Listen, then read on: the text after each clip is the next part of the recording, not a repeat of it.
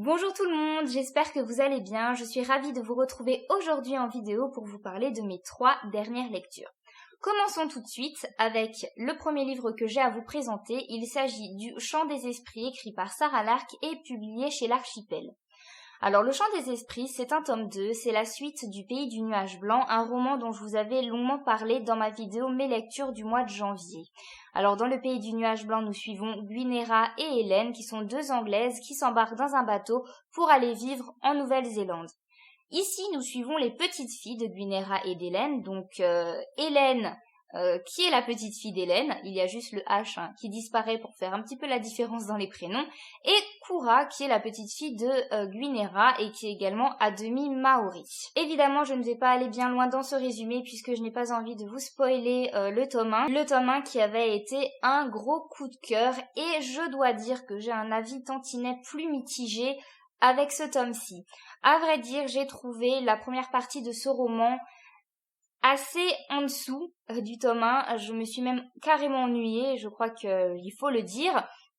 Mais par contre, j'ai beaucoup aimé la seconde partie, ce qui fait que je suis quand même ressortie avec un avis globalement positif de cette lecture et également avec l'envie de lire le 3e et dernier tome.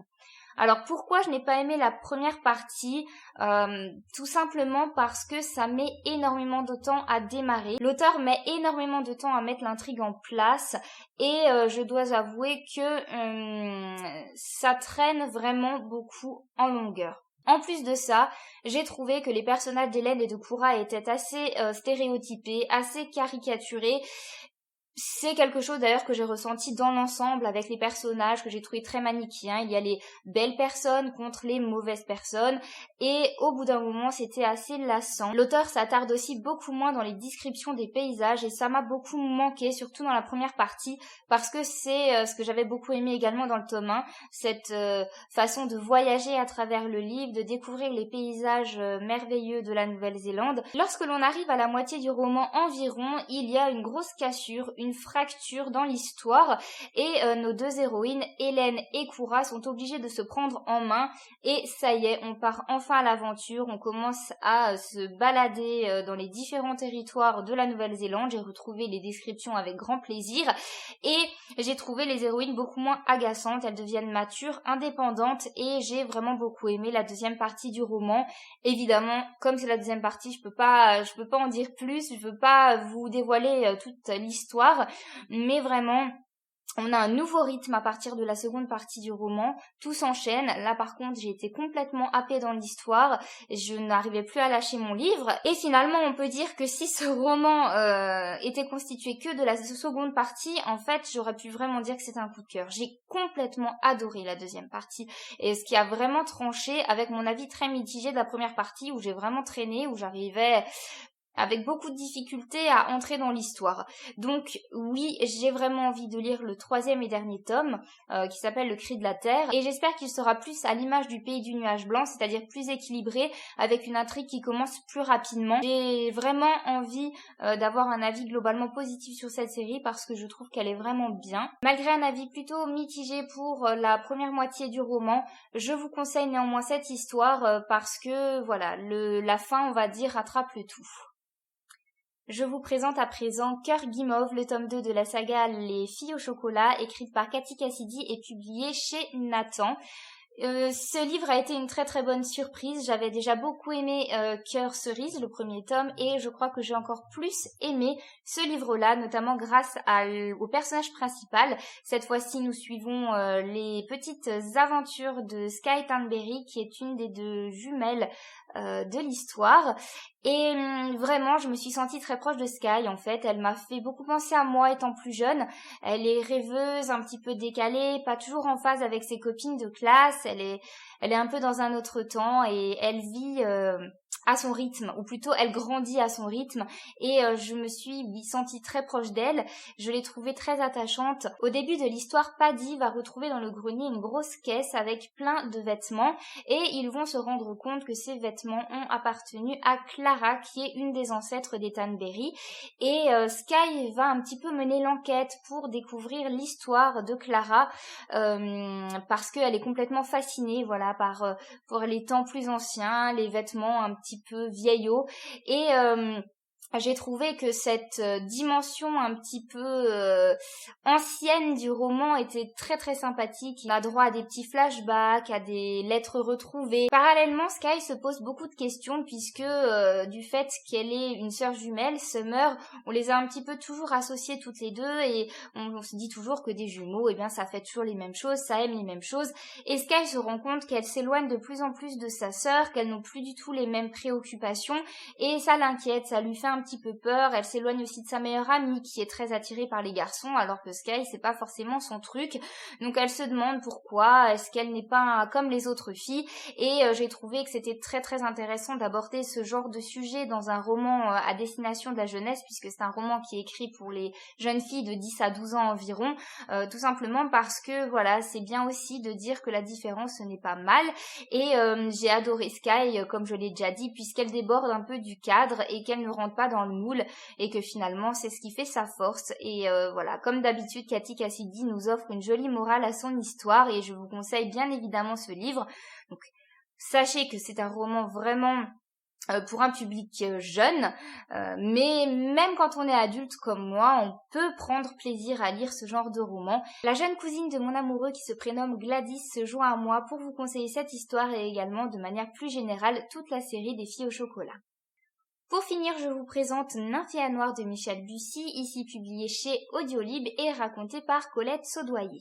Je remercie les éditions Audiolib de m'avoir très gentiment envoyé ce livre audio. Cela fait très longtemps que j'avais envie de découvrir la plume de Michel Bussy, moi qui ne suis pas forcément très polar, à part bien sûr quand il s'agit d'Agatha Christie. Je me suis dit qu'il est quand même grand temps que je découvre ce grand maître du polar français. Et quoi de mieux que de commencer par Nymphéa Noire qui parle entre autres des impressionnistes et plus particulièrement de Monet. J'aime énormément les peintures de Claude Monet et d'ailleurs j'ai été complètement fascinée lorsque je suis allée visiter sa maison qui se trouve à Giverny et où l'on peut voir donc son fameux étang aux Nymphéas. Et ce que j'ai trouvé super cool, c'est que ce livre se passe justement à Giverny. D'ailleurs, on n'y bouge pas, on y reste pendant tout le roman. Et nous suivons 3 femmes, une petite fille de 11 ans qui adore peindre, une jeune femme d'une trentaine d'années qui est institutrice et pour finir une vieille femme qui a environ 80 ans. Tout ça sur fond de meurtre, évidemment, puisque au début du roman, dans les tout premiers chapitres, Jérôme Morval est retrouvé assassiné dans la rivière qui traverse Giverny. Évidemment, je peux pas vous en dire plus puisqu'il s'agit d'un polar et que j'aurais vraiment trop peur de vous dévoiler quelque chose. Surtout que je pense que de toute façon, je ne serais pas capable de vous résumer ce livre qui est incroyable. Voilà, je n'ai pas d'autres mots, ce livre a été un coup de cœur monumental, j'ai adoré. D'ailleurs, je vous mentionnais juste avant Agatha Christie, eh bien j'ai trouvé pas mal de similitudes entre sa plume à elle et la plume de Michel Bussy, puisque cet auteur nous met le meurtre sous les yeux au début du roman et ensuite on suit toute l'intrigue policière, donc ça il ressemble quand même vraiment et je pense que c'est pour ça que j'ai beaucoup aimé. Mais en plus, Michel Bussy fait un coup de maître, il nous propose une intrigue bluffante qui est complexe et très travaillé. Michel Bussy pense aux plus insignifiants détails et on s'y retrouve. À la fin de l'enquête, j'ai posé plein de petites questions dans ma tête et j'ai su y répondre à chaque fois. Je me suis dit, est-ce qu'il a loupé un truc? Mais non, il n'a rien loupé et j'ai trouvé ça extraordinaire. Je voulais quand même revenir au fait que j'ai découvert cette histoire en livre audio. Je voulais quand même signaler que Colette Saudoyer a vraiment très très bien raconté cette histoire. Alors déjà, on a une alternance entre des chapitres où il y a de la narration toute bête, j'allais dire, et on a d'autres chapitres où c'est la vieille femme qui nous parle. Et j'ai trouvé que Colette Saudoyer avait très bien réussi à se mettre dans la peau de cette vieille femme. J'avais l'impression qu'elle me susurrait à l'oreille, c'était très flippant, ça me mettait froid dans le dos, et même de manière générale, j'étais vraiment bluffée par sa façon de raconter, parce qu'il y a quand même pas mal de personnages, elle arrive à chaque fois à changer l'intonation de sa voix, on distingue vraiment quand il s'agit d'un homme, d'une femme, et même on n'avait pas besoin en fait qu'on nous précise qui était le personnage en train de parler, on le devinait à chaque fois, donc franchement bravo. Je suis ravie d'avoir découvert cette histoire dans le cadre d'un livre audio parce que je trouve que la narration de Colette Saudoyer a rajouté une dimension particulière et j'ai l'impression d'être en face de la personne, elle me racontait cette histoire et ouais, ça m'a mis la chair de poule à certains moments. parce que bah voilà, ça reste du polar et justement du fait d'entendre l'histoire, j'ai trouvé que ça rajoutait vraiment du plus. Lorsqu'on arrive à peu près à la moitié de cette histoire, on n'arrive plus à la lâcher et j'ai une petite anecdote à vous raconter, c'est que à un moment donné, j'étais tellement à fond dans mon livre que j'avais beau me dire au prochain chapitre j'arrête, je continuais et puis finalement je suis arrivée à un moment clé de l'histoire où les choses commencent à se dévoiler, où on a en fait un début de résolution d'énigmes.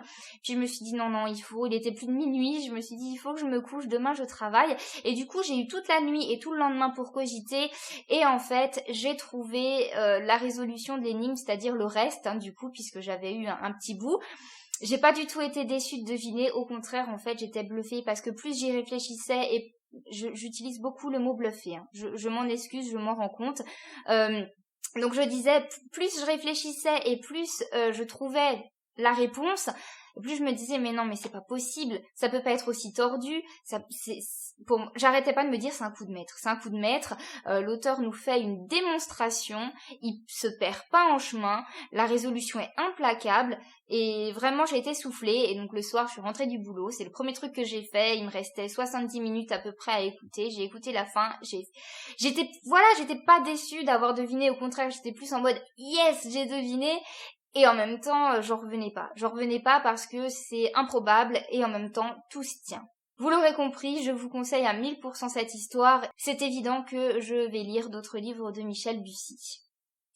Je vous invite à vous rendre sur mon blog pour retrouver les avis de ces romans par écrit. Des fois, dans le feu de l'action, quand je me filme, j'oublie quelques petits détails et en général, mes avis écrits sont plus travaillés. Donc, si jamais cela vous intéresse, n'hésitez pas à me retrouver également là-bas, donc sur eloubooks.canalblog.com. Je serais ravie que vous me partagiez vos dernières lectures en commentaire. Je vous fais plein de gros bisous et je vous dis à très bientôt pour une prochaine vidéo. Bye bye!